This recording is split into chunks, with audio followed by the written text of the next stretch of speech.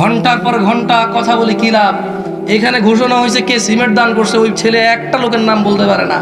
আমি 2 ঘন্টা কথা বলার পরে এখানে যদি ও একটা হাদিস না বলতে পারে, ও যদি এখানে একটা দোয়া মুখস্থ না করতে পারে, ও যদি এখান থেকে একটা আমাল না নিতে পারে, ও যদি একটা কুকর্ম বর্জন না করতে পারে, 2 ঘন্টা না 200 ঘন্টা কথা বলে লাভ কি?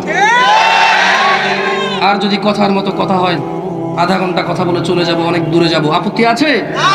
আমি আপনাদের মেহমান, আমাকে কষ্ট দিয়ে पैसा वसूल करने के लिए अगर मेरे को ज्यादा टाइम तक रुकोगे ना भैया, इनसे पूछ लो, मैंने पूछा तक नहीं कितने दोगे भी या नहीं? मैं बड़ा दूर से आने वाला हूँ, मेरे खर्चे ज्यादा, मैंने कुछ नहीं बोला भाई, मेरे से पैसा वसूलने की कोई जरूरत नहीं है, मैंने कुछ लिया ही नहीं अभी तक, समझे? যদি মনে করেন যে থেকে দূর থেকে আসছে টাকা উসুল করবো 2 ঘন্টা, ভাই আমি টাকা নিই নেই, আমি বলিও নাই কত দিতে হবে, এটাও বলিনি যে দিতে হবে। তাহলে ওই ধারণা বাদ। কেমন হুজুরকে 2 ঘন্টা কথা বলবো পয়সা উসুল, না দরকার নেই, ঠিক আছে? আধা ঘন্টা কথা বলি, বন্ধ হয়ে শুনুন, চলে যাবেন, যে ফজর সালাতের জন্য প্রস্তুতি নেবেন। শোনেন, এই পৃথিবীতে ওই লোকের চাইতে বোকা লোক আর নাই, যেমন এই পৃথিবীতে ওই মহিলার চাইতে বোকা মহিলা আর নাই। একটা মহিলা পর্দা করে না, একটা মহিলা অন্য অন্য ছেলেদের সাথে কথা বলে, এটা তার স্বামী জানে, তাদের মধ্যে প্রায় ঝামেলা হয় এটা নিয়ে। পুরুষ তার শ্বশুর শাশুড়ির কাছে বিচার দেয়, শালা সন্ধির কাছে বিচার দেয়, চাচা শ্বশুর জেঠা শ্বশুর কাছে বিচার দেয়, নিজের বাপ মায়ের কাছে বিচার দেয়, কিন্তু বউ তালাক দেয় না। ঝগড়া হয়, ঝগড়া করে মহিলা এই ঘাটে চলে যায়, পুরুষ ওই ঘাটে চলে যায়, পুরুষ বন্ধুদের সাথে যায়, যে সিগারেট করছে সিগারেট খাচ্ছে, গাঁজা করছে গাঁজা খাচ্ছে, মদ করছে মদ খায়, দুঃখে পড়ে, দুঃখ কমানোর জন্য। আর যে কিচ্ছু জানে না সে বাঁশি বাজায় গান শুনে। বাংলাদেশ তো এটা সংস্কৃতি, এরকম দুঃখ কমানো, কেমন ডিফারেন্ট ওয়েতে সে তার স্যাডনেসটাকে ক্লিয়ার করার চেষ্টা করে, যদিও this are not authentic way. তো তাদের তালাক হয় না। হঠাৎ করে একদিন পুরুষ দেখে যে তার স্ত্রী একজন পুরুষের সাথে শোয়া। এরকম সংসার কয়টা টিকছে আপনাদের দিকে? কিন্তু বউয়ের উপরে সন্দেহ করে, বউয়ের আগের ক্লাসমেটের লগে কথা কয়, বান্ধবীর জামাইয়ের লগে কথা কয়, আমার ফুফাতো ভাই খালাতো ভাই, কত ঘটনা। সংসার তো টিকে যাচ্ছে না, চলতেছে তো। কিন্তু বউ আর আরেকটা পুরুষকে এক খাটে সে দেখে গেল, জনসম্মুখে দেখে গেল, মানুষ সহ সাক্ষী আছে, অথবা তার বউয়ের এরকম বা তার কোনো জামাইয়ের এরকম ভিডিও ইন্টারনেটে চলে আসছে, এরকম ঘর কয়টা টিকছে বাংলাদেশে? পৃথিবীতে কয়টা টেকে? তদুরূপ এই পৃথিবীতে একটা অপরাধ আছে, যে অপরাধ করার পরে ওর ঈমান থাকে না এবং জান্নাত ওর জন্য চিরস্থায়ী হারাম হয়ে যায়, আর তা হচ্ছে শিরক। আমি তোমাদের কিসের যাকাতের কথা বলবো, কিসের হজের কথা বলবো, কি বলবো? এগুলো আমি তোমাদের ন্যায় পরায়ণতার কথা, তোমরা যিনি তোমাদেরকে বানাইছে তুচ্ছ পানি থেকে, তাকেই তোমরা ধোকা দাও, তাকেই আমরা ধোকা দেই। আর কিসের আমাদের ন্যায়? আমরা যার কাছে ফিরে যাব, যিনি চাইলে উত্তপ্ত আগুনে আমাদেরকে নিক্ষেপ করতে পারে চিরস্থায়ী, যিনি চাইলে আমাদের চূর্ণ বিচূর্ণ করে দিতে পারে, ওনাকেই আমরা ভয় পাই না। আর কিসের ওয়াই জিনিসে তোমাদের এখানে হেদায়েত করে যাবে? কিসের আয়োজন করবে যে আয়োজনে তোমরা হেদায়েত হয়ে যাবে? ইত্তাকু রাব্বাকুম ইয়া নাস, তোমাদের প্রতিপালককে ভয় করো। শোনো, শিরক এই পৃথিবীর বড় অপরাধ, তোমরা এমন অপরাধে জড়িও না। ওয়াইদ ক্বালা লুকমানু লিইবনিহি ওয়া হুয়া ইয়াইদুহু ইয়া বুনাইয়া লা তুশরিক বিল্লাহ ইন্নাশ শিরকা লাযুলমুন আযীম। আর স্মরণ করুন যখন লুকমান উপদেশ দিতে গিয়ে তার পুত্রকে বলেছিল, হে আমার প্রিয় বৎস, আল্লাহর সাথে তোমরা কোনো শিরক করো না, নিশ্চয় শিরক বড় পাপ, মহা পাপ, বড় অন্যায়, বড় জুলম। কত বড় জুলম! এই পৃথিবীর সমস্ত মদ যদি কেউ খেয়ে নেয়, এই পৃথিবীর সমস্ত গাঁজা যদি কেউ একজনে খেয়ে নেয়, এই পৃথিবীতে যদি কেউ একজন 1 লাখ কোটি বছর হায়াত পায়, আর যদি 1 লাখ কোটি বছর শুধু মদ গাঁজা জুয়া এগুলো খেলে বেড়ায়, এগুলো ভালো কাজ না। আর কেউ একজন বলল, ইয়া আলী মাদাদ আলী, ছেলেদের মোবাইলে গানটা পাওয়া যায়, মানে হে আলী, উপকারী আলী। আলী কি উপকার করবে? রাদিয়াল্লাহু আনহু, রাদিয়াল্লাহু আনহু। আল্লাহ ওনার উপর সন্তুষ্ট হন, আল্লাহ ওনাকে জান্নাতুল ফেরদাউস দান করুন। উনি আমাকে কি উপকার করবেন আজকের দিনে 2024 সালে? হ্যাঁ, ওনার চরিত্র আমাকে উপকার করবে, ওনার চরিত্র আমাকে উপকার করবে। আমি শিক্ষার অনেক কিছু আছে ওখান থেকে, ওনার জীবনী আমাকে উপকৃত করবে, শিক্ষার অনেক কিছু আছে আমাকে। কিন্তু আমি যদি একটা গর্তে পড়ে যাই না, উনি টান দিয়ে তুলতে পারবে না। কিন্তু যিনি আরশে আযমের উপরে আছে, তিনি ছেলে ওই ব্যবস্থা করতে পারবে, কাউকে পাঠাতে পারবেন, ওখানে অলৌকিকত্ব ঘটে যেতে পারে, আমি উঠে যাব। আলী রাদিয়াল্লাহু আনহু পারবেন। আপনি জানেন পুরো পৃথিবীর সবচেয়ে বড় অপরাধ শিরক, অথচ আমরা এটার দিকে তাকাইও না। আরে এখানকার তো অর্ধেক মানুষ, এখানকার তো 90 জন মানুষ বলো যে 16 কোটি মুসলমান, 90% মুসলমান দেশ, আমরা উম্মতে মুহাম্মদী জাহান্নামে যাব না। কেমন উম্মতে মুহাম্মদী? নামাজই পড়ে না। কেমন উম্মতে মুহাম্মদী? দাড়ি রাখা সুন্নত এজন্য রাখে না। দাড়ি রাখা সুন্নত এজন্য। আরে এই প্রোগ্রামের ব্যাপারে আমি তেমন জানি না, তবে আমি আমার এলাকায় বহু প্রোগ্রাম চিনি। ছেলে পেলে প্রোগ্রাম করায়, এলাকার মানুষ খুব খারাপ হয়ে যাচ্ছে, গায়ে হলুদ হচ্ছে, গান বাজনা হচ্ছে, নারী একটা ওয়াজ মাহফিল করতে হবে, আমাদের সংস্কৃতিটা বুঝে যাচ্ছে, তাও বছর একবার হেদায়েত করা যায়, এরকম করে করায়। তো দেখি যে ওর টাকা নিয়েছে প্রায়, ওই ঈশান নামাজ পড়ে নাই, ওই মাগরিবের নামাজ পড়ে নাই, এবং যে কারে কারে দাওয়াত দিলে যদি গুস্ত দিয়ে বাদ খাওয়ায় 500-1000 করে লিখে নেবে, শুধু ওটা অমুক আসছে রে, না এই তো আসার কথা রে, গুস্ত তো 30 কেজি রান্ধে লেগেছে, যদি না আসে তাহলে তো গুস্ত টাকা লস রে, ফোন দিস না, আবার ফোন দে, তোর বাইরে দিয়ে ফোন দেয়, এইগুলা করে। ওর টেনশন খালি পাবলিকের খাওয়ায় আর টাকা লেখায় দেওয়া। কেমন? তখন আমি এদের এইসব ব্যস্ততা দেখে আমি চিন্তা করলাম, আচ্ছা ওর প্ল্যান হচ্ছে হুজুর নিয়ে এসে ওয়াজ করাইয়া সব মানুষের হেদায়েত করে ফেলবে। তাহলে খারাপ কাজ করবে কে? পুরা ভ্যাকেন্সি খালি, সিট খালি, শুধু একাও করবে। এখন ভাগে পায় না। এখন সুন্দরী মেয়ে একটা চিঠি দেখছে, পরে দেখা যাচ্ছে সকালবেলা ওটা দেখে 3 বন্ধুই লিখছে। ও চিন্তা করে 2 বন্ধু হেদায়েত হয়ে গেল, তো আমি একা সিটে। হ্যাঁ, এই অধিকাংশ মাহফিল কমিটির অবস্থা হয়ে গেছে এরকম যে এলাকার সব মানুষরা ডাইকে আনে হেদায়েতের জন্য, নিজেরা হেদায়েতের বাইরে। ওয়াল্লাহ, আপনাদেরকে তো আমি চিনি না, বাট মাহফিল কমিটি তো আমার সাথে 1 মাস আগে কথা বলে, 15 দিন আগে কথা বলে, 10 দিন আগে, 5 দিন আগে, 2 দিন আগে কথা বলে। কি যে শ্রদ্ধা সম্মান! আয়সা দেখি যে টাকা হয়েছে, প্যান্ট ফুল ক্লিন শেপ। এখন আপনি বলবেন যে তো হুজুর আপনি কি বলতেছেন যে ক্লিন শেপ ওরা মাহফিল করাবে না? আরে ভাই, আমি কখন বললাম এটা? আমি বললাম যে ওর উদ্দেশ্য হচ্ছে পুরো এলাকায় হেদায়েত হবে, ও হবে না। কেন হবে না? তখন অপরাধগুলো সব উন্মুক্ত থাকবে, সিট পাওয়া যাবে। মানুষ যারা অপরাধী তারা চিন্তা করবে এই কারে দিয়ে করি, তখন ওই একমাত্র অপরাধী থেকে যাবে আরামসে, খালি ও একলা রাজত্ব করবে। অপরাধের রাজত্বের মধ্যে একলা রাজা হবে। এ হলো মাহফিল কমিটির অবস্থা। এটার ব্যাপারে আমি জানি না, আল্লাহু আ'লাম। মাশাআল্লাহ, মাশাআল্লাহ, মাশাআল্লাহ, আল্লাহ কবুল করুন। তবে আমি দেখেছি তো, ছোট মানুষ তো ওয়াজ কি করবো বলেন, মাথা মতো গরম হয়ে গেলে ওয়াজ করা যায় না। হ্যাঁ, আল্লাহ আমাদেরকে বোঝার তৌফিক দান করুন, আমিন। আপনাদের মধ্যে কেউ কি চান আপনার জীবনে যে জুমার নামাজটা পড়ছেন, এই যে সুবহানাল্লাহ বলছেন, আচ্ছা বলেন তো সুবহানাল্লাহ, সুবহানাল্লাহ, সুবহানাল্লাহ। আচ্ছা, এটা যদি জিজ্ঞেস করি এখন কাউকে, তুমি কতটুকু নেকি উপার্জন করছো, কেউ বলতে পারবে? গুনতে পারবে? আল্লাহ নবী একটা মাপকাঠি দিয়ে গেছে। তিনি বলছে যদি কেউ সুবহানাল্লাহ বলে, জমিন আর আসমানের মধ্যবর্তী জায়গাটা নেকিতে পরিপূর্ণ হয়ে যায়। মানে সুবহানাল্লাহ যদি কেউ বলে কত নেকি আমি জানি না, বাট আল্লাহ নবী বলছে যে আসমান জমিনে যে ফাঁকা জায়গাটা পরিপূর্ণ হয়ে যায়। আচ্ছা, তাহলে আসমান আর জমিন পরিপূর্ণ করলাম আমরা নেকি দিয়ে, রাইট? বললাম আলহামদুলিল্লাহ বললে কি হয় বলেন তো? আলহামদুলিল্লাহ, আলহামদুলিল্লাহ বললে তামলাউল মিজান, আখিরাতে যে মিজান থাকবে, আমাদের দাড়ি পাল্লা থাকবে না মাপার, আলহামদুলিল্লাহ শব্দ দাড়ি পাল্লাকে ভারী করে দেয়। কি করে দেয়? আলহামদুলিল্লাহ। তাহলে কত নেকি হয় আমি তো গুনতে পারি নাই, তবে এতটুকু বুঝছি আমার আমলনামা যদি আলহামদুলিল্লাহ লেখা থাকে, তাহলে এটা পাল্লায় দিলে এটা ভারী হয়ে যাবে। মানে আমার গুনাহের এগেইনস্টে বা আমার গুনাহের বিপরীতে আলহামদুলিল্লাহ শব্দটা ওজন থাকবে বেশি। তো কত গুনাহের বিপরীতে থাকবে ওজন বেশি? আল্লাহু আ'লাম। আমার মনে হয় কি, আসমান জমিন সম্পূর্ণ গুনাহ হলেও যদি ঈমান শিরিক না থাকে, ঈমান নিয়ে মারা যায় মানুষ, তাহলে ওই আলহামদুলিল্লাহ শব্দ ওর পাল্লাকে ভারী করে দেবে। বুঝতে পারছি?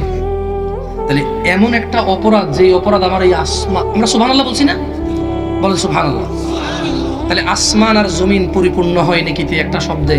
কেউ কি চান এতগুলো নেকি নষ্ট হয়ে যাক? হজ 4 লাখ, এখন কোনো 6-7 লাখ লাগে না, 6-7 লাখ লাগে এখন হজে। যাইনি তো বাংলাদেশ থেকে, জানি না, রেট অনেক বেশি বাংলা। 6 লাখ মিনিমাম না? তারপরে ওরে ভাই হাজিদের এক আল্লাহ, এই দেশের মানুষের কি হবে আর মুক্তি নাই। মুআল্লিমদের সাথে কথা বললে বোঝা যায় হাজি সাহেবদের যে কি রিকোয়ারমেন্ট। খাইতে দিয়েছি লেট হয়েছে কেন, উঠতে লেট হয়েছে কেন, আগে নিয়ে যায় কেন, একটু দূরে রাখছে কেন, কত যে কমপ্লেন। হজ করতে যায় শুধু মুআল্লিমরে গালাগালি করতে করতে হজ শেষ হয়ে যায়। ও আল্লাহ, আমি বলি যে হ্যাঁ কিছুদিন পর একটা সার্ভিস চালু করতে হবে যে आओ हमारे साथ मक्के में, तो क्या होंगे हम क्या करेंगे, लोगों को रखेंगे ऐसे अंगूर लेके खड़ा होंगे, तुम मक्के में जाओगे ऐसे सोओगे और अंगूर खाओगे भाई, हम तुम्हारे लिए इतना कर देंगे और क्या, आओ हमारे साथ। पैसा कितना चाहिए, 12 लाख दे देना बस, 2 खादिम तुम्हारे आगे पीछे रहेंगे, तुम टॉयलेट पे जाओगे। अबे भाई और क्या बोलो यार, হাজি হয়ে গেছে এরকম বিলাসিতার জায়গা। ও আল্লাহ, আমি নিজে দেখছি যে হাজি গালাগালি করতেছে। আউযুবিল্লাহি মিনাশ শাইতানির রাজিম। আমি দেখছি হজ করে এসে এক ওয়াক্ত নামাজও পড়ে নাই। He don't know the basic. সে বেসিকই জানে না ইসলামের। কি জানে না? বেসিক জানে না ইসলামের। ওয়াল্লাহি এই বেসিক জানে না ইসলামের। হজ ফরজ কার উপরে বলুন তো? আরে 5 ওয়াক্ত নামাজের উপর, তারপর তো সমর্থ। যে 5 ওয়াক্ত নামাজ পড়ে না তারপর ফরজই তো না, তারপর ফরজ 5 ওয়াক্ত নামাজ পড়ে। বুঝতে পারিনি মনে হয়, মাথার মতো গরম হয়ে আসছে। আসে ও আচ্ছা, একটা কথা বলি, মনে কষ্ট নিন না। কেমন এই ক্যামেরাগুলো সবাই দিকে ফেরানো না, আপনাদের পিছনের ক্যামেরা বন্ধ করেন। যারা যারা ঈশান নামাজ পড়ছেন মিথ্যা কথা বলেন না, আল্লাহর দিকে তাকায়। আমি তো কোনো নাম জানি না। এই কেউ ক্যামেরা করবেন না, ক্যামেরা বন্ধ করুন। বুঝলেন ভাই, আপনি শরম দিয়ে গেলে পরে আত্মহত্যা করে ফেলেন। আস্তাগফিরুল্লাহ। मुझे इतना आदमी के सामने मैं बेनमाजी हुई, पता चल गया लोगों को। আচ্ছা, ক্যামেরা বন্ধ। সহ সহ যারা যারা ঈশান নামাজ পড়েন না, এই ক্যামেরা বন্ধ করো। তুমি বুঝো না কথা বাংলা ভাইয়া? ভাই আমানত রাখো, কথা কথা বলে কথা রাখো, বন্ধ করো। যারা যারা আজকে ঈশান নামাজ পড়েন নাই তারা বসে থাকেন, যারা কষ্ট করে পড়ছেন তারা কষ্ট করে দাঁড়ান প্লিজ। যারা পড়ছেন শুধু তারাই দাঁড়ান, যারা পড়েন না বসিয়েন না। আল্লাহর দিকে বলি, আল্লাহর জন্য বলি। আমি বিশ্বাস পড়ছে, এখানে পড়ছে না? মাশাআল্লাহ, বসে বসে না, এভাবে যাচাই হবে না, এটা বাংলাদেশ। আমি সরল সহজ মনে বলে দিছি, এরা তো বিশ্বাসঘাতক করলো কেউ কেউ। হ্যাঁ আচ্ছা আচ্ছা আচ্ছা আচ্ছা, ওকে। ফজর নামাজ কে কে পড়ছেন শুধু তারা দাঁড়ান বাস। ভাইয়া ये बात सही नहीं है, ये बात ठीक। সুবহানাল্লাহ। আচ্ছা আচ্ছা, বসেন, কষ্ট দিয়েছে। আচ্ছা বসেন।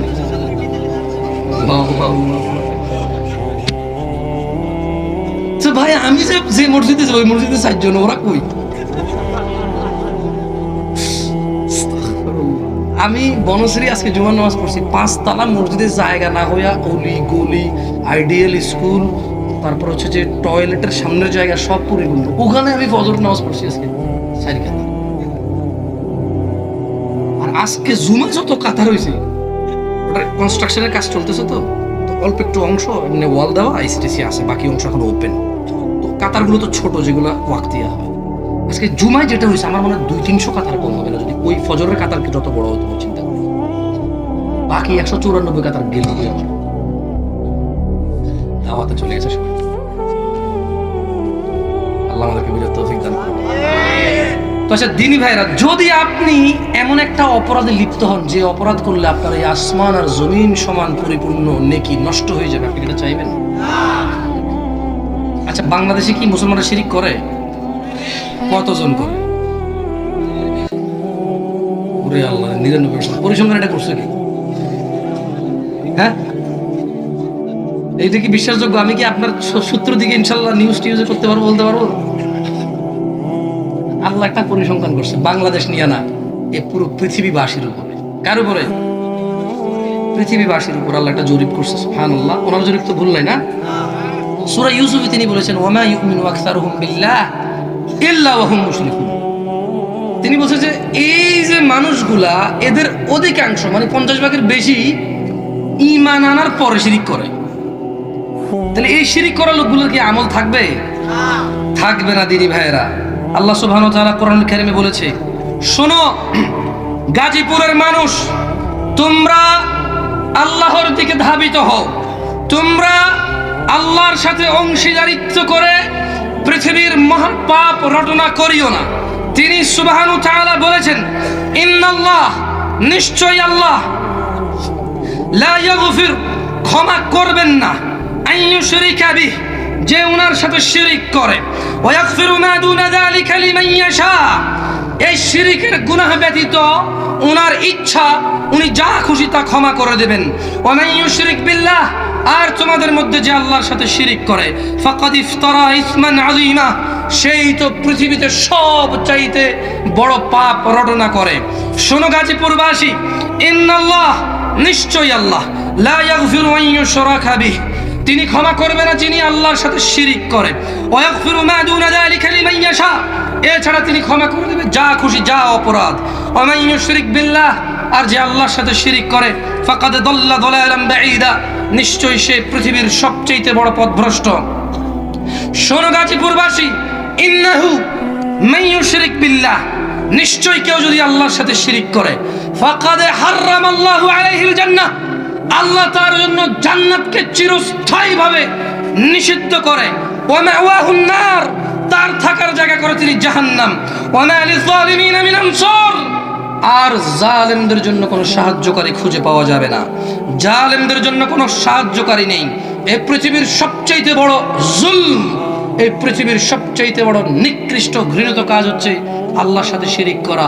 অথচ এই আমল কোনটা যে শিরিক কোনটা যে তাওহীদ আমি আমাকে সহকারে বলি, আমি আমার পরিবারকে সহকারে বলি 90 জনের বেশি আমরা জানি না তাওহীদ কি জিনিস। অথচ এই তাওহীদ হচ্ছে চাবি জান্নাতের। তাওহীদ কি? চাবি জান্নাতের। মান ক্বালা লা ইলাহা ইল্লাল্লাহ যে বলবে আল্লাহ ছাড়া কোনো সত্য মাবুদ নেই সে জান্নাতে প্রবেশ করবে। জান্নাতের চাবি হলো কি? তাওহীদ, ঈমান, এগুলো হচ্ছে জান্নাতের চাবি। এবার বলেন নামাজ বেহেশতের চাবি, রাইট? আলেমদের মধ্যে মতামত, কেউ দুর্বল বলে, কেউ হাদিসটা বয়ান করে, কিন্তু আমি বলি কি এটা কাইন্ড অফ রিলেটেড। মানে সালাত বেহেশতের চাবি একটু রিলেভেন্ট, এটা রিলেটেড। কেমন? মানে লা ইলাহা ইল্লাল্লাহ আমরা কারা কারা মুসলমান হাত তুলি? বস। চাকরিজীবী কারা তারা হাত তুলি? চাকরিজীবী সবাই না? আপনি যদি ডিউটিতে গিয়ে পাঞ্চ না করেন আপনি কি ডিউটিতে উপস্থিত ছিলেন? ওই দিনের বেতন পাবেন? সিম্পল হিসেবে। আমরা কারা কারা মুসলমান? এটা হচ্ছে আমরা জোহর থেকে আসর পর্যন্ত মুসলমান, যদি জোহরের নামাজ পড়ি। এরপর আমাদের মেয়াদ শেষ হয়ে যায়। আমাদের মেয়াদ কি হয়ে যায়? শেষ হয়ে যায়। যে আসর সালাত করে সে কন্টিনিউ করতে থাকে তার ঈমান, আর মুসলিমত্ব, তার ঈমান সে মাগরিব পর্যন্ত কন্টিনিউ করে। যে মাগরিবের সালাত পড়ে সে ইশা পর্যন্ত কন্টিনিউ করে, যে ঈশার সালাত পড়ে সে ফজর পর্যন্ত মুসলমান হিসেবে গ্যারান্টি নেয় নিজের। মানে ডিউটিতে পাঞ্চ করে। কি করে ডিউটিতে? মানে ইয়া আল্লাহ তোমার প্রতি আমার ঈমান মিথ্যা নয়, ইয়া আল্লাহ তোমার প্রতি আমার ঈমান লোক দেখানো নয়, ইয়া আল্লাহ তোমার প্রতি আমার ঈমান পৈতৃক সম্পত্তি নয়, ইয়া আল্লাহ তোমার প্রতি আমার ঈমান আমার হৃদয় থেকে আমি তোমার কাছে আত্মসমর্পণ করেছি। তাই সে ফজরে যায়, জোহরে যায়, আসরে যায়, মাগরিবে যায়, ঈশা যায়, আবার ফজরে যায়। এভাবে সে মুসলিম কন্টিনিউয়াসলি থাকে, রাইট? একজন লোক যদি তার ডিউটিতে একদিন গেল না, 2 দিন গেল না, 5 দিন গেল না, মাসে 15 দিন খুবায়, 20 দিন খুবায়, তাহলে কি ওই কোম্পানি তাকে চাকরিতে রাখে? মুসলেকা দিয়ে ছাড়তে হয়। কি দিয়ে ছাড়তে হয়? মুসলেকা দিয়ে ছাড়তে হয়। তো ধরুন 30 দিনের মধ্যে আমরা সপ্তাহে 4 দিন আল্লাহর সাথে ডিউটি করে এসে নিজেকে মুসলিম বলাটা কতটুকু যুক্তিযুক্ত? আমি কাউকে মুসলিম বলতে আসিনি এখানে, আমার কোনো লাভ নাই। আমি কাউকে কাফের বলতে আসিনি এখানে, আমার কোনো লাভ নাই। আপনারা আস্থা রাখেন আপনাদেরকে কাফের, মুসলিম, মুশরিক, দুনবান, এ ভুল, খারাপ, আপনি নিকৃষ্ট, আপনি যখন এর আমার কি লাভ? আপনাকে কে বানাইছে? উনি আপনার বেঁচে থাকা পছন্দ করেছেন। আমি কেন আপনাকে ঘৃণা করবো? তিনি পরাক্রমশালী, প্রজ্ঞাময় আল্লাহ, সার্বভৌমত্ব যান, তিনি আপনার বেঁচে থাকা, নিঃশ্বাস নেওয়া, তিনি ওনার ইচ্ছাই তো হচ্ছে নাকি? আমি আপনাকে কেন অবহেলা করবো, ঘৃণা করবো, কেন তুচ্ছ-তাচ্ছিল্য করবো? ওয়াই? ইটস বিকজ আমি এখানে লেকচার দিচ্ছি, আপনি শুনতেছেন এই জন্য? নো, আমার দরকার কি ভাই? শুনেন, আপনাদেরকে আজকে একটা কথা বলি। যে আল্লাহ আপনাদের এই নিঃশ্বাস দিয়েছে, তিনি আপনাদেরকে কত বড় সুযোগ দিয়েছে এটা আমি বলবো। বলার আগে মুসলমান কে না এটার একটা মাপকাঠি দিয়ে গেছে আল্লাহ নবী সাল্লাল্লাহু আলাইহি ওয়াসাল্লাম। কে দিয়ে গেছে? আল্লাহ নবী সাল্লাল্লাহু আলাইহি ওয়াসাল্লাম। আচ্ছা, এটা কি? কাগজ। এটা কলম। কলম। এই কলমটা। এটা কি? এটা কি? মাপকাঠি না জিনিসের? মাপকাঠি তো মানে আমার ব্রেইন আছে, আমি বুঝছি এটা কাগজ। এটা কি? কলম। এটা কি কলম? এটা কি কাগজ? আচ্ছা, পানি আর তেল আলাদা বোঝেন না? পেট্রোল, পানি দুটা আলাদা বোঝেন না? মুসলমান কে মুসলমান, কে মুসলমান এই কথা কে বলবে? মুসলমানের পরিচয় কে দিবে? আল্লাহ দিবে। যে কাকে উনি মুসলিম বলে, মুহাম্মদ সাল্লাল্লাহু আলাইহি ওয়াসাল্লাম দিবে কাকে উনি মুসলিম বলে। শোনেন, একটা হাদিস বলে আমি বেশি দীর্ঘিত করবো না, কারণ এখানে সারাদিন বক্তব্য বলে লাভ নাই। আপনারা মুসলমান হন, আমিও মুসলমান হওয়ার চেষ্টা করি। আল্লাহ বাঁচালে পরে কখনো এসে মুসলিমদেরকে সৎ কাজের আদেশ অসৎ কাজের নিষেধ করে দিয়ে যাবে, কারণ তিনি সুবহানাহু ওয়া তাআলা বলেছেন, ইয়া আইয়ুহাল্লাযীনা আমানু, হে তোমরা যারা ঈমান এনেছো, স্পেসিফিক করেছে, এটাকে একক আলাদা করেছে, মানুষকে বলে নাই, মুমিনকে বলেছে।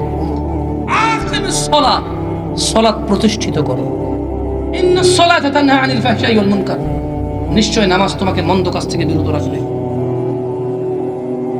এটা হচ্ছে ভালো হওয়ার একমাত্র চাবি। আসেন মুসলমানকে আগে মুসলমান হই, তারপর আমল করবো ইনশাআল্লাহ। কেমন? আন সাঈদ ইবনে মুসাইয়িব আন্না রাসূলুল্লাহ সাল্লাল্লাহু আলাইহি ওয়াসাল্লাম قال, সাঈদ ইবনে মুসাইয়িব রাদিয়াল্লাহু আনহু থেকে বর্ণিত, তিনি বলেন রাসূল সাল্লাল্লাহু আলাইহি ওয়াসাল্লাম বলেছেন, বাইনানা ওয়া বাইনাল মুনাফিকিন, বাইনানা ওয়া বাইনাল মুনাফিকিন, বাইনানা ওয়া বাইনাল মুনাফিকিন। ও গাজীপুরবাসী, ও গাজীপুরের ধনী ও দরিদ্ররা, ও গাজীপুরের শিক্ষিত অশিক্ষিতরা, ও গাজীপুরের মহিলা ও পুরুষরা, ও গাজীপুরের সুস্থ অসুস্থরা, ও গাজীপুরের দাম্ভিক ও নিরীহরা, জেনে নাও তোমাদের ও আমাদের প্রিয় নবী মুস্তাফা সাল্লাল্লাহু আলাইহি সাল্লাম বলছেন, বাইনানা মুসলমান, ওয়া বাইনাল মুনাফিকিন, মিথ্যুক মুসলমান, মিথ্যা ঈমানের দাবিদার, বাইনানা সঠিক ঈমানের দাবিদার, সঠিক মুসলমান, ওয়া বাইনাল মুনাফিকিন, মিথ্যুক মিথ্যা ঈমানের দাবিদার, বাইনানা ওয়া বাইনাল মুনাফিকিন শুহুদুল ইশাই ওয়াস সুবহ লা ইস্তাতিউনাহুমা। ও গাজীপুরবাসী, আল্লাহর নবী বলে দিয়ে গেছে, ও মুসলমানরা তোমরা জেনে নাও, নিশ্চয় মুনাফিক আর মুসলিমের মধ্যে, মানে যে লোকটা ঈশান নামাজ আর ফজরের নামাজে যায় ওটা হচ্ছে আসল মুসলমান, আর যে লোকটা ফজরে আর ঈশায় যায় না, মসজিদে নামাজ পড়ে না, ওটা হলো মুনাফিক। হ্যাঁ, এটা হলো মাপকাঠি। তাহলে মুনাফিকের মাপকাঠি হচ্ছে ফজর আর ঈশা। কি ফজর আর ঈশা? এই হাদিস থেকে পেলাম। বুঝাচ্ছে না? আসে নাই। মুনাফিককে যে ফজর থেকে ঈশা পর্যন্ত সালাত আদায় করে, সে আমি আপনাকে বলছি, তোমাকে বলছি, বলিও না কালকে জামশেদ মজুমদার আলেম না অমুক তমুক ফতোয়া দিছে। আরে ভাই, আমি ফতোয়া দিই নাই, হাদিস পড়ে শুনেছি, ফতোয়া তুমি দাও। যদি বলো যে হুজুর এটা কেমন কথা, মুস্তাদে আহমেদে হাদিসটি শুদ্ধ হিসেবে আসছে। হাদিসের বইয়ের নাম কি? সবাই আমার সাথে বলেন, এটা বইয়ের নাম শেখেন, আর এইভাবে তো শিখবেন। বলেন মুসনাদে আহমেদ, এটা একটা হাদিসের গ্রন্থ। এটা কি হাদিসের গ্রন্থ? আপনারা যারা সিয়াসিত্তা বলেন অথবা কুতুবে সিত্তা বলেন, এটার মধ্যে আসে। কেমন? না না, ভালো হয়েছে, ভালো হয়েছে, আলো কমে গেছে, ভালো হয়েছে, সুন্দর, মোবাইলের আলো বেশি দেখা যায়। ওকে, তাহলে মুসলমানকে যে ফজর থেকে ঈশায় যায়, বাইনানা মানে আল্লাহর নবীর উম্মত। কে? আরে টেনশন নেন কেন, নাশকতা হবে না, এটা তো আচ্ছা। একটু কথা বলি না আমার সাথে, কেমন? তাহলে আল্লাহ নবী কি বলেছে? সাঈদ ইবনুল মুসাইয়িব, বলেন সাঈদ ইবনুল মুসাইয়িব। আচ্ছা আচ্ছা, এখানে অনেকে আছেন জীবনে একটা হাদিসে পড়েন না, রাইট? চলেন আজকে আমরা একটা হাদিস পড়ে নেবো। কি পড়ে নেবো? রাজি আছেন? রাজি আছেন? খালাস, আমাদের মাথা থেকে এই কলঙ্ক আমরা দূর করবো যে জীবনে একটা হাদিসে পড়ে নেবো। এটা কলঙ্ক তো, জানেন? এটা কি কলঙ্ক? এই যে মুসলিম কোনোদিন একটা হাদিস পড়ি না, এটা কলঙ্ক না? চলেন আজকে এই কলঙ্ক দূর করবো, এবং আজকের দিনে একটা হাদিস পড়ে শুরু করব, আগামীতে বেঁচে থাকলে ইনশাআল্লাহ আরো শত শত পড়বো ইনশাআল্লাহ। ঠিক আছে? তাহলে আমার সাথে বলেন, আন সাঈদ ইবনুল মুসাইয়িব আন্না রাসূলুল্লাহি সাল্লাল্লাহু আলাইহি ওয়াসাল্লাম قال بيننا وبين المنافقين شهود العشاء والصبح لا يستطيعونهما অর্থটা একসাথে বলবো কেমন বল সাঈদ ইবনুল মুসাইয়িব রাদিয়াল্লাহু আনহু থেকে বর্ণিত তিনি বলেন রাসূল সাল্লাল্লাহু আলাইহি সাল্লাম বলেছেন আমাদের এবং মুনাফিকদের মধ্যে পার্থক্য হচ্ছে ফজর ও ঈশার নামাজে অনুপস্থিত হওয়া। এই দুইটি নামাজ, এই দুইটি সময় মুনাফিকরা উপস্থিত হতে পারে না। একটা হাদিস পড়ছেন, আর একটা হাদিস পড়াবো ইনশাআল্লাহ। রাজি? বেতন টেতন ছাড়াই পড়াচ্ছি, শুকরান বলেন জাযাকাল্লাহু খাইর, বারাকাল্লাহু ফিক, বারাকাল্লাহু ফিক। তাইয়্যিব, হাদিস পড়লে দারুণ লাগে না? ফতুয়াটা নিজের নিজে দেওয়া যায় না?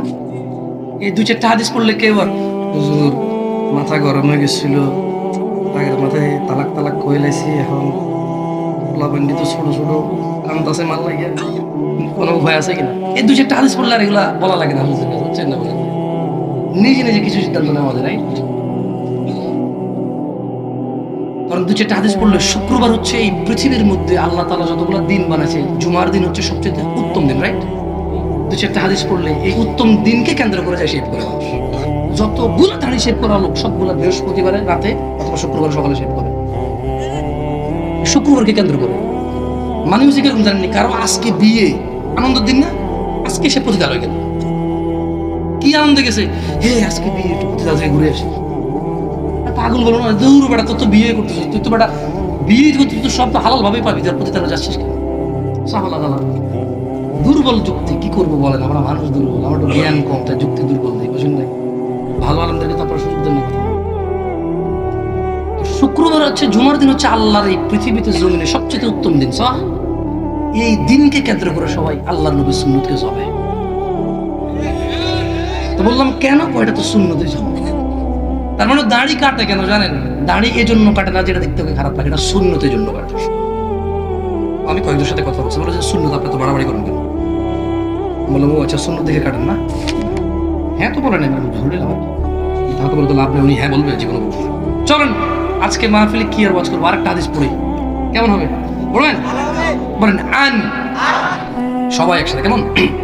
না না, ওই প্যান্ডেলে আপনারা যারা বোন আছেন, আপনার মনোযোগ দিয়ে শোনেন, আপনার পড়ার দরকার নেই, স্টেজ একটা না দুইটা, শুধু যারা আমরা ছেলেরা আছি, কেমন? বলেন আন জাবির রাদিয়াল্লাহু আনহু قال قال رسول الله صلى الله عليه وسلم بين العبد بين العبد بين العبد وبين الكفر وبين الكفر وبين الكفر তারকুস সালাহ।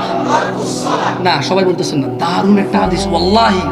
এই হাদিস পড়ার পর আপনি এতটুকু বুঝে যাবেন যে কিয়ামতে যে আপনি যে আল্লাহকে বলবেন ইয়া আল্লাহ আমি জানতাম না, এই অপশন বন্ধ হয়ে যাবে। এই অপশন কি হয়ে যাবে? বন্ধ হয়ে যাবে ইনশাআল্লাহ। কেন আমি বলি, সবাই আমার সাথে বলেন জাবের রাদিয়াল্লাহু আনহু থেকে বর্ণিত। ব্যাট নাই, মুক্তবেতর মতো তো ব্যাট না থাকলে বলবেন পড়ে না, এটা হাতে রাখলে সুন্দর করে পড়বেন। বলেন আন জাবের রাদিয়াল্লাহু আনহু, জাবের রাদিয়াল্লাহু আনহু থেকে বর্ণিত قال رسول الله صلى الله عليه وسلم আল্লাহর নবী মুহাম্মদ সাল্লাল্লাহু আলাইহি সাল্লাম বলেছেন বাইনাল আবিদি, বান্দা, ওয়া বাইনাল কুফরি, এবং কাফের বান্দা, তারকুস সালাহ, পার্থক্য হচ্ছে নামাজ ছেড়ে দেওয়া। ফতোয়া দেওয়া লাগবে, কে আল্লাহর বান্দা যে নামাজ পড়ে, কে কাফের যে নামাজ পড়ে না? বল আমি বলি নাই। এই হাদিসটা কোথা থেকে আসছে? লা ইলাহা ইল্লাল্লাহ, এটাও সূরা ইবনে মাজাহ থেকে আসছে। আল্লাহ আল্লাহ আল্লাহ, জামশেদ মজুমদার বলে গেছে না? এরা সবাই গেছে। বেশা কে ক্যামেরা ঘুরাও, একটু আগে বলছে না? আবার বলেন বাইনাল আবিদি ওয়া বাইনাল কুফরি তারকুস সালাহ। আল্লাহর বান্দা এবং বলেন আল্লাহর বান্দা এবং কাফেরের মধ্যে পার্থক্য নামাজ ত্যাগ। এই তোমার ভিডিও করো, সবেরা ফটো দিছে, সব মুফতি মানে তো বললো দেখো আল্লাহর বান্দা এবং কাফের মধ্যে পার্থক্য কি?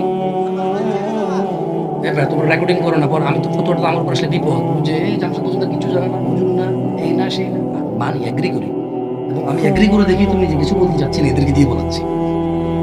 আর এখানে কি একজন শিক্ষিত লোক নাই দেখি, তো ওই লোকটা তো এখন বলছে না। সুনান ইবনে মাজাহ, কি সুনান ইবনে মাজাহ এই হাদিসটা আসছে কেমন? আল্লাহ তাআলা আমাদেরকে বোঝার তৌফিক দান করুন। মুসলমানকে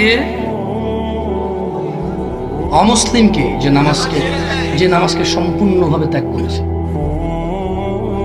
যে তার সালাতকে সম্পূর্ণভাবে ত্যাগ করেছে, সেই হচ্ছে কুফরি করেছে এবং শিরক করেছে। ওই যে বললাম সূরা ইউসুফে আল্লাহ বলেছে ওয়ামা ইউমিনু আকসারুহুম বিল্লাহি ইল্লা ওয়া হুম মুশরিকুন। ওই যে সূরা ইয়াসিনে যে আল্লাহ, সূরা ইউসুফে যে আল্লাহ বলেছে যে এদের অধিকাংশ ঈমান আনার পর শিরক করে। আমরা তো বুঝে পাচ্ছিলাম না কেমনে শিরক করে। একটা হাদিসে আসছে যে মান তারাকা সালাহ, যে নামাজ ছাড়ে ফাকাদে আশরাকা, সে শিরক করে। বুঝে আসছে? আল্লাহ আমাদেরকে জান। একটা ছোট্ট হাদিস বলে এই মাহফিল আমি শেষ করব, একটা আয়াত পড়বো, একটা হাদিস বলবো, এরপর এখান থেকে বিদায় নেব। আপনি দেখেন আপনার কোনো কাজে আসে কিনা। ওয়াল্লাহি ওয়াল্লাহি যদি আপনারা এখানে কেউ কিচ্ছু না শেখেন, আমি যে নিয়তে আসছি আমার নিয়তের উপরে আল্লাহ আমাকে বরকত দিবে, তিনি ঠকাবে না আমাকে। আমার নিয়ত যদি হয় লোকসভা, লোকসমাগম, বড় বক্তা, আমি সো অ্যাট্রাকটিভ, সো ইয়াং, তাহলে আমি এটা পাবো, খ্যাতি পেয়ে যাব। আখিরাতে আল্লাহ আমাকে বলবে লুক, গ্রহণ করো স্বাদ। কিসের? আযাব আল হারিক, উত্তপ্ত আগুনের স্বাদ গ্রহণ করো। আমি বলবো ইয়া আল্লাহ আমি তো মাহফিল করছি। আপনি বলবেন ইয়া আল্লাহ আমি তো মাহফিল করছি। আল্লাহ বলবে তুমি মাহফিল করেছো, তুমি চেয়েছো তোমাকে বড় বক্তা বলতে। একটু স্মরণ করো তো পুরো বাংলাদেশের ইন্টারনেট, তুমি কোথাও নামতে পারতো না। আপনি জামশেদ ভাই না, আপনি আরে আপনাকে তো নেট দেখি, আপনাকে একটু মোটা দেখা যায়, একটু একবার বাস। তোমাকে মানুষ কি বলে নাই তুমি ফকিরাপুর গেছো, তোমার বলছে আপনি জামশেদ ভাই না, তুমি বনশ্রী গেছো, আরে আপনি জামশেদ ভাই না, তুমি ওই যে কি বলে এটাকে, ঢাকার তো নাম জানি না ভাই, ঢাকা শহর অমুক তমুক জায়গায় গেছো, আরে আপনি জামশেদ ভাই না। হ্যাঁ ইয়া আল্লাহ, তুমি তো চেয়েছো তা তোমাকে তো আমি পেয়েছি। তুমি যা চেয়েছো তাই পেয়েছো, আমি যা চেয়েছি তোমার কাছে তা আমি পাইনি, জাহান্নামের আগুনে যাও। আর যদি আমি এখানে আসি একটা সৎ উদ্দেশ্য নিয়ে যে ইয়া আল্লাহ এই লোকগুলো সুবহানাল্লাহ বলছে, এক একজন এদের আসমান আর জমিন সমান নেকি পরিপূর্ণ হয়েছে, এক একজন থেকে সেম নেকি আমি পাবো। আমি সেদিন এই 1000 মানুষ, এই 500 মানুষ যারা আমি বলেছি সুবহানাল্লাহ বলেন, তারা সুবহানাল্লাহ বলছে, ইনশাআল্লাহ এই 1000 পরিপূর্ণ পাবো ইনশাআল্লাহ। 1000 পাবো। আমি যদি কাউকে কিছু শিখাবো, যদি পড়ে আমি সমান নেকি পাবো ইনশাআল্লাহ। খালাস, অঙ্ক একেবারে সহজ। আমার লাভ কি? যদি আমি আসি বড় বক্তা হতে আমি পেয়ে যাবো। যদি আমি আসি এই লোকটাকে দিয়ে সুবহানাল্লাহ বলাবো, একবার ওকে শিখাই দেবো, উঠতে বসতে খাইতে উঠতে আস্তাগফিরুল্লাহ বলিয়েন, আলহামদুলিল্লাহ বলিয়েন, সুবহানাল্লাহ বলিয়েন, ইনশাআল্লাহ বলিয়েন। এরা যদি বলে কাউকে শিখায়, আল্লাহ আল্লাহ, সেদিন আমি সুবহানাল্লাহ বলছি, এই আসমান আর জমিন পরিপূর্ণ নাকি আমি দেখতে পাবো আমার। এরপর আমি দেখবো এরকম সমান সমান সেম সম পরিমাণে। কিরকম জানেন? 1 2 3 4 5 6 7। আমি আল্লাহ, আমি কি আল্লাহ বলবে যে তুমি যাদেরকে শিখাইছো তারা সবাই সুবহানাল্লাহ বলছে, তারা সম পরিমাণ নেকি পাইছে, সবার সম সম সম সম তুমি পেয়েছো। আমি ওটা পেয়ে যাবো ইনশাআল্লাহ যদি আমি ওই নিয়তে আসি। কেমন? সো আপনি কি শিখবেন, আপনি কি মানবেন, ওতে আমার পরবার কি আছে? এই মাহফিলে এই ছেলেগুলো দাঁড়ায় আছে, ওই শুট আই কেন পরোয়া করবে? এখানে ওরা দাঁড়িয়ে আছে, আমি কেন পরোয়া করবো? আমি ওদের কাছে কৃতজ্ঞ। কেন কৃতজ্ঞ জানেন? ও শুনতেছে আলহামদুলিল্লাহ। আমার মনে হয় আমাদের বক্তাদের আরো সংযত হওয়া উচিত। উনি যখন শুনবে, এই দোকানপাটে যারা আছে তারা যখন মনোযোগ দিয়ে শুনবে, তখন তো তারা বুঝবে যে না, বৈঠকের আদব হচ্ছে বসে শুন। এবং ওই যে প্রথম হাদিস বললাম, যে ব্যক্তি জ্ঞান অর্জনের উদ্দেশ্যে পথ চলবে, আল্লাহ তার জান্নাতের পথ সহজ করবে। কোন জান্নাতটা জানেন? যে জান্নাতে মানুষ স্বর্ণ খচিত আসনে ভাবে হেলান দিয়ে বসেছে। কিসের আসনে বসবে? স্বর্ণ খচিত আসন। সেগুন গাছের সোফা বানানোর জন্যই তো সুদ ঘুষ খায়া কুল নাই। সেগুন গাছের সোফা বানানোর জন্য, সেগুন গাছের বক্স খাট বানানোর জন্য সুদ ঘুষ দুর্নীতি করে কুল কিনারা নাই। কি গাছের কাঠ? আর যে লোক জান্নাতে প্রবেশ করবে সে স্বর্ণ খচিত আসনে বসবে আড্ডা দিতে। ইয়ানাস, যা হয়েছে হয়েছে, খালাস, আল্লাহি ইয়াকফি, আল্লাহি ইয়াকফি। যথেষ্ট গাজীপুরের মানুষ, যথেষ্ট জানা হয়েছে, যথেষ্ট জুয়া হয়েছে, যথেষ্ট পরিমাণে সালাত জীবন থেকে চলে গেছে। খালাস ইয়াকফিল আন, আজকে এখন যথেষ্ট করেন। তো ইয়া জামশেদ ভাই, আমার বয়স 45 বছর, এক ওয়াক্ত পড়ি না জীবন নামাজ ছাড়া। জামশেদ ভাই, যদি যত মদ খাইছি যদি আজকের দিনে জমা করতে যাই, 1.5-2 টনের কম হবে না, আরো বেশি হতে পারে। জামশেদ ভাই, যত গাঁজা আমি খাইছি ওই টাকা যদি আমি এক জায়গায় জমা করতাম 3 তলা 5 তলা মসজিদ বিল্ডিং হইতে পারত। জামশেদ ভাই কি করব? খালাস ইয়াকফি আনাস, মানুষ যথেষ্ট। তোমাদের রবের দিকে আসো। কত দারুণ রব! ইয়া আল্লাহ, ইয়া আল্লাহ, ইয়া আল্লাহ, ইয়া আল্লাহ। এদেশের সরকার তোমার ট্যাক্স, তোমার ভ্যাট নিয়ে ব্রিজ বানায়, কালভার্ট বানায়, আমরা সুনাম করি। সরকার আমাদেরকে বানা দিয়েছে আমাদের টাকায়। এবার চিন্তা করো, উনি এটা করেছে আমাদের টাকায়, তারপর আমরা এত সুনাম করি। কারণ যদি এটা না করে আরো বেশি দুর্নীতি হতো, আরো বেশি খেয়ে ফেলতো, তাহলে হয়তো আমরা একটু পাইতাম না, রাইট? আমরা কৃতজ্ঞ কিনা? এবার দেখো, আল্লাহ কিছুই চায় না। আল্লাহ কি চায় না? কিছুই চায় না। সুবহানাল্লাহ। এই গাজীপুরের যদি কারো কাছে 1000 কোটি টাকা নকল টাকা থাকে, কি টাকা? আর যদি কোন সরকার এসে বলে, খালাস, বাংলাদেশে যত মানুষের কাছে যত নকল টাকা আছে সব টাকা জমা দাও এবং ওয়াদা করে যাও আজকের পরে আর কখনো নকল টাকা বানাবা না, কার কাছে কত আছে দিয়ে যাও, সেম সেম আসল টাকা নিয়ে যাও। কার কাছে কত নকল টাকা আছে দিয়ে যাও, সেম সেম আসল টাকা দিয়ে দিচ্ছি, তবে শর্ত হচ্ছে আর কখনো নকল টাকা বানাতে পারবো না। কেউ কি এটা ছেড়ে দেবে? ছেড়ে দেবে?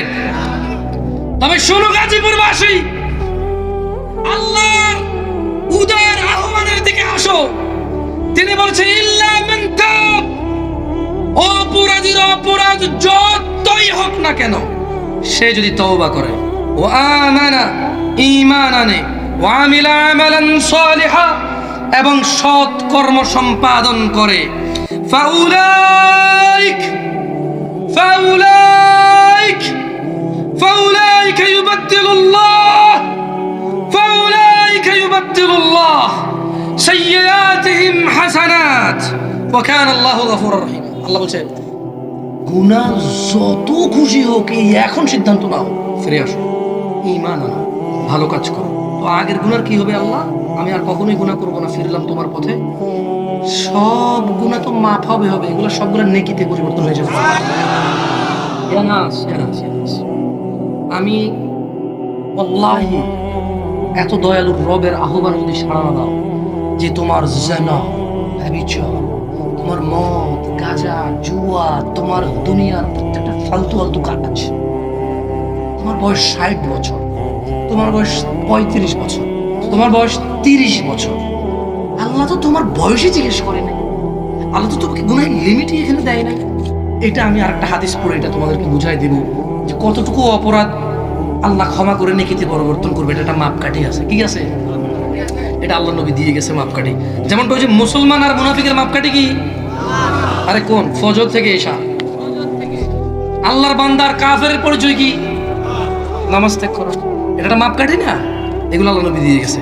এই যে এই আয়াতটা, যে ব্যক্তি তওবা করে ফিরে আসবে এবং ঈমান আনবে এবং আর এই খারাপ কাজ করবে না, ভালো কাজ করা শুরু করবে, ওর সমস্ত গুনাহ, এই যে পাল্লায় দিলে আসমান আর জমিন, পাহাড় পর্বত গুনাহ, এগুলো সব ওর বিরুদ্ধে যাওয়ার কথা, কিন্তু এগুলো সব ওর পক্ষে ভারী হয়ে যাবে। তোমরা কি এখনো আজকে থেকে ফজর সালাত শুরু করবা না? তোমাদের সিদ্ধান্ত। আল্লাহি তোমরা এবং আমরা এই পুরো পৃথিবীর জিন আর মানুষ মিলে যদি সবাই মিলে যদি নামাজ ছেড়ে দেই, আল্লাহর কিচ্ছু যায় আসে না। আর এই পুরো পৃথিবীর সব মানুষ আর জিন মিলে যদি শুধু 24 ঘন্টা শুধু ইবাদতই করতে থাকি, নফল সালাত আদায় করতে থাকি, নফল রোজা রাখতে থাকি, আল্লাহর একটু বাড়বে না। আমরা যত বেশি ইবাদত করব বাড়বে আমাদের, আমরা যত বিরুদ্ধাচরণ করব কমবে, আল্লাহর কিছু কমবেও না বাড়বেও না। আজকের এই মাহফিলের সর্বশেষ হাদিসটা বলে আমি ইনশাল্লাহ বিদায় নেব আপনাদের থেকে। দেখেন এই হাদিসের পরে এটা আপনাদের কোনো কাজে আসে কিনা দেখেন। কারণ কি, ওই যে একটা পথ লাগে, ফিরার কি লাগে, পথ লাগে, একটা পথ আছে। কার জন্য জানেন? যদি ফিরাউন মুসা আলাইহিস সালামের দাওয়াত গ্রহণ করতো, তারও কিন্তু আল্লাহ, ওমর ইবনে খাত্তাব রাদিয়াল্লাহু আনহু, আপনারা ঘটনা শোনেন না? আল্লাহ আল্লাহ দেখছেন, সুবহানাল্লাহ। কোনো ইস্যুই না ওয়াল্লাহি, যতক্ষণ মানুষ বেঁচে আছে এই আল্লাহর দেওয়া জীবনটা আল্লাহর সবচেয়ে বড় নেয়ামত। আমার একটা বন্ধু ছিল, বুঝছেন, বন্ধু কুষ্টিয়া বাড়ি ছিল, সৌদি আরবে পরিচিত তার সাথে। কালো করেছেন, এটা কি যে মায়াবী, কথাবার্তা খুব সুন্দর। কুষ্টিয়ার মানুষের আমার কথা এমনি শুনতো না, হ্যাঁ খুব মায়া কথা। ও একটা রেস্টুরেন্টে কাজ করতো, আমি একটা মসজিদের মুয়াজ্জিন ছিলাম। যখন মাগরিবের সালাতে আসতো, প্রথম 2-4-5 বছর ও বোঝে নাই যে আমি বাঙালি। আর ওরা দেখতে ইন্ডিয়ান কেরালা বা ইন্ডিয়ানদের মতো চিকন কালো, বাংলাদেশের মতো। আর আমি তো বাংলাদেশে ছিলাম না, কখনো আসিনি, আমি বুঝি না, আমি তখন মেজারমেন্ট করতে পারতাম না কার চেহারা দেখতে কেন। তো ওর সাথে হঠাৎ 3-4 বছর ও এখানে মুসল্লি, আমি ও তো জানতোই না আমি বাঙালি। একদিন আমি এক পাকিস্তানি বন্ধুর সাথে কথাবার্তা বলতেছিলাম, তো সে খুব ধার্মিক ছিল, মাশাআল্লাহ, আল্লাহকে বরকত থেকে এবং হিদায়াতের কথা অটল রাখুন। তো ও আমাকে বললো যে क्या आप अजनबी हैं? मैं बोललाম যে हम तो अजनबी है, तुम भी हो, बताओ क्या? তো বলছে যে आप कहाँ से? আমি বললাম বাংলাদেশি। বলে আরে ভাই কি বলছেন, আমি তো বাংলাদেশি। ওর মতো কথা বলতে পারবো না, খুব মায়া, খুব মায়া। থাকে না কিছু কিছু মানুষ আল্লাহ দেয়, সুবহানাল্লাহ। ওরা আমি বলছিলাম আমার যদি বোন থাকতো রে নেয়ামুল, তোর কাছে আমি বিয়ে দিতাম। অত্যন্ত ভালো চরিত্রের ছেলে ছিল, অত্যন্ত ভালো চরিত্রের ছেলে ছিল, আকীদা এত ক্লিয়ার, সুবহানাল্লাহ। আমি তো বাংলাদেশির আগে দেখি নাই, ওর এখন আমি বুঝি ওর আকীদা এতটা স্পষ্ট ক্লিয়ার ছিল, সুবহানাল্লাহ। এবং ওর আখলাক মাশাআল্লাহ তাআলা, মাশাআল্লাহ, আল্লাহকে বরকত দিয়ে কবুল করুন। তো আমি ওরা প্রায় দুষ্টামি করতাম, আমার বোন থাকলে তোর কাছে বিয়ে দেবো, বোঝে না আমি কতটুকু ভালোবাসি। আর আজকে এখানে পোলা পান বন্ধুর জায়গায় জীবন দেয়, কেউ কারো বোন বিয়ে দিব না, কারণ ওই জানে একসাথে গাঁজা খায়, একসাথে মেয়েবাজি করে। আরে বেটা বন্ধুত্ব করবি ওর লোকে যার কাছে বোন বিয়ে দেওয়া যায়। তোরা একটা মেজারমেন্ট দিয়ে গেলাম, যা। আপনাদের সবাইকে তুই বলেন, এখানে আমার ছোট ভাই বেড়াদার আসছে, কিছু আমার শুনতে আসছে। দাঁড়াতো যুবক পোলাপানগুলো যারা শুনতে, দাঁড়াতো জোয়ানগুলা 25-এর নিচে গুলা, 25-এর নিচে, 30-এর নিচে গুলা, দেখছেন? জানি তো এরা শুনতে আসছে আমার। বসো বসো বসো বসো, যাও, তোমাদেরকে একটা ভাই পরামর্শ দিচ্ছি, কেমন? বন্ধু করবা কাকে? যার কাছে বোন বিয়ে দেওয়া যায়। তবে চরিত্র এত খারাপ হয়ে গেছে এখন ভাইয়ে বোনের কাছে পত্র নিয়ে যায়। কি পরামর্শ দিব মাথা গুলায় না। বড় ভাই ছোট বোনকে বলে তোর বান্ধবীকে এই মেসেজটা দিয়ে আসতে পারবি? আমি ফেসবুকে রিকোয়েস্ট পাঠাচ্ছি, তারা বলবি অ্যাকসেপ্ট করতে, কারণ ওই মেয়ের সাথে তোর দেখা নাই, বোনকে দিয়ে করা অ্যাকসেপ্ট। কেমন? বোনের কাছে বলে যে তোর বান্ধবীকে আমার নাম্বার দিবি, অথবা বলবি যে আমার নাম্বারটা সেভ করে একটা কল দিব। যুগ এতটাই নিচে নামছে আমাদের। তারপরে তোমাদের একটা কথা বলি ভাই, বন্ধুত্ব তার সাথে করবা যার কাছে বোন বিয়ে দেওয়া যায়, বন্ধুত্ব তার সাথে করবেন যার কাছে মেয়ে বিয়ে দেওয়া যায়। মানে এতটা ভালো হইতে হবে। যেমন আপনি আপনার মেয়ের জন্য জামাতা খোঁজেন, যতটা ভালো জামাতা মেয়ের জন্য খোঁজেন, যতটা ভালো বোনের জন্য হাজব্যান্ড খোঁজেন, অতটা ভালো বন্ধু নেবেন। আদারওয়াইজ ঠকে যাবেন, ও ঠকবে, আপনিও ঠকবেন। যাই হোক, তো একটা মাপকাঠি আছে কতটুকু অপরাধ আল্লাহ ক্ষমা করবে, এটা বলে আমি আমার বক্তব্য শেষ করবো, ইনশাআল্লাহ কষ্ট দেব না আপনাদের। হাদিসটা একটু এরকম, আউযু বিল্লাহি মিনাশ শাইতানির রাজীম। আনাস ইবনে মালিক রাদিয়াল্লাহু আনহু, এই বসেন, একটা হাদিস বাকি আছে, চলে যান এরপর। আনাস ইবনে মালিক রাদিয়াল্লাহু আনহু থেকে বর্ণিত, তিনি বলেন সামি'তু রাসূলুল্লাহ সাল্লাল্লাহু আলাইহি ওয়াসাল্লাম। আনাস ইবনে মালিক রাদিয়াল্লাহু আনহু বলতেছে যে আমি আল্লাহর নবীকে বলতে শুনেছি, قال الله, আল্লাহ তাআলা বলে, ইয়া ইবনে আদম। কে বলে? কে কে বলে? পৃথিবীর প্রতিপালক বলে, পৃথিবীর স্রষ্টা বলে, পৃথিবীর দ্রষ্টা বলে, পৃথিবীর একমাত্র মালিকানা যার, আখিরাত জান্নাতের একমাত্র মালিকানা যার, বিচার দিনের মালিক বলে, তিনি বলে ইয়া ইবনে আদম। কোন হিন্দু, বৌদ্ধ, মুসলিম, খ্রিস্টান নয়, কোন মুসলমানকে বলে নাই, কোন মুসলমানকে বলে নাই। হিন্দু, বৌদ্ধ, খ্রিস্টান, আস্তিক, নাস্তিক কি কি বের হচ্ছে, আরো কত কি বের হবে আগামী কিয়ামত পর্যন্ত আল্লাহই ভালো জানে, আমি তোর আন্দাজ করতে পারি না। এই পুরো পৃথিবী কিয়ামত পর্যন্ত যত মানুষ আছে, আল্লাহ সুবহানাহু ওয়া তাআলা সবাইকে ডেকে বলছেন ইয়া ইবনে আদম, হে আদমের সন্তানরা, ইন্নাকা মা দাউতানি ওয়া রাজাউতানি, হে আদমের ছেলে মেয়েরা, যতক্ষণ তোমরা আমার কাছে ক্ষমা পাওয়ার আশায় আমার কাছে ক্ষমা চাইবা, গফারতু লাক, ততক্ষণ আমি তোমাদের ক্ষমা করতে থাকবো। আলা মা কানা ফিকা ওয়ালা উবালি, তোমার গুনাহ যত অধিক হোক না কেন কারো পরোয়া করব না এতে। আপনি বুঝছেন? আপনি যতক্ষণ পর্যন্ত আল্লাহর কাছে ক্ষমা চাইবেন ক্ষমা পাওয়ার আশায় আর ফিরে আসবেন, আল্লাহ বলছে ততক্ষণ তোমাকে আমি ক্ষমা করব, এতে কারো পরোয়া করব না। ইয়া ইবনে আদম, হে আদমের সন্তানরা, লাউ বালাগাত যুনুবুক, তোমার গুনাহ যদি আনানাস সামা, লাউ বালাগাত যুনুবুকা আনানাস সামা, ও আদমের ছেলে মেয়েরা, তুমি কেন এটা বলো? আমি আজকেরও পাপী, কালকেরও পাপী, অল্প একটু ভালো হয়ে করবো কি, আজকেও জাহান্নামী, কালকেও জাহান্নামী, কর পাপ, আল্লাহ কি আমার মতো পাপী মানুষকে ক্ষমা করবে? এরকম বলা লোকগুলোকে বলতে চাই, আল্লাহ ডেকে বলে লাউ বালাগাত যুনুবুকা আনানাস সামা, আরে তোমার গুনাহ যদি জমিন থেকে আকাশের মেঘমালা পর্যন্ত পৌঁছায়, কোথায়?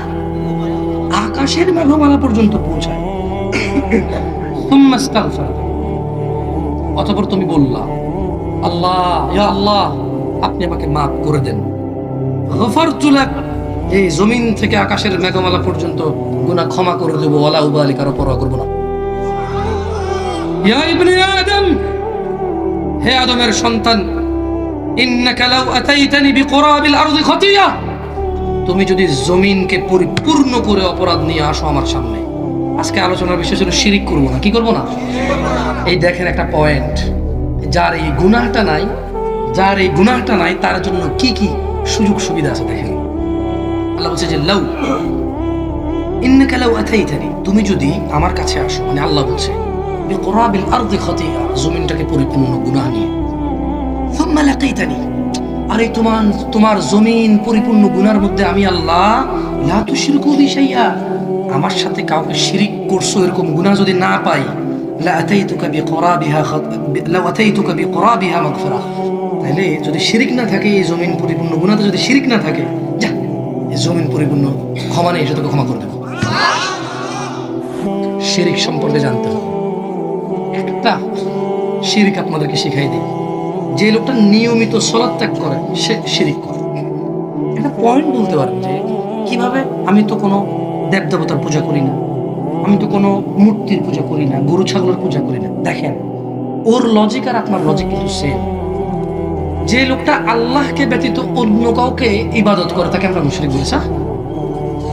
আপনি কিন্তু আল্লাহকে ইবাদত করেন নাই, অন্যকেও ইবাদত করেন না, কিন্তু আল্লাহকেও ইবাদত করেন না, তাহলে আপনি তো নিজের সত্তাকে নিজে ইবাদত করেন, নিজের মর্জিকে নিজে ইবাদত করেন, নিজের ইচ্ছার ইবাদত নিজে করেন, নিজের পছন্দের ইবাদত নিজে করেন, চাহিদার ইবাদত নিজে করেন। মন চাইছে পড়ছেন, মন চাইছে পড়েন নাই। আল্লাহ আমাদেরকে বোঝার তৌফিক দান করুন।